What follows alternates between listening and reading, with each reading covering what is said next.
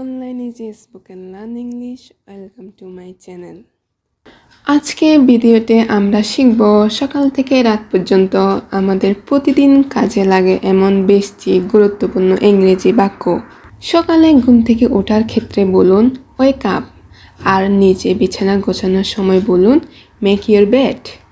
এক কাপ চা চাইলে বলতে পারেন give me a cup of tea. আর নাস্তা তৈরি হয়ে গেলে বলুন ব্রেকফাস্ট ইজ রেডি।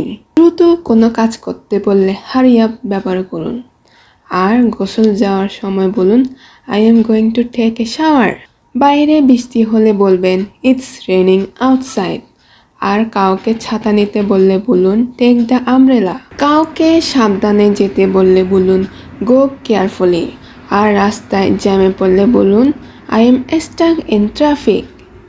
কাজের মধ্যে থাকলে বলুন I am busy at work. আর কারোর সাথে পরে কথা বলতে চাইলে টক টু ইউ লেটার ব্যবহার করুন। ক্ষুধা লাগলে বলুন আই এম হাংরি। আর খাবারের প্রশংসা করতে চাইলে বলুন the food is delicious. Electronic জিনিস চালু করতে টার্ন অন এবং বন্ধ করতে টার্ন অফ ব্যবহার করা হয়।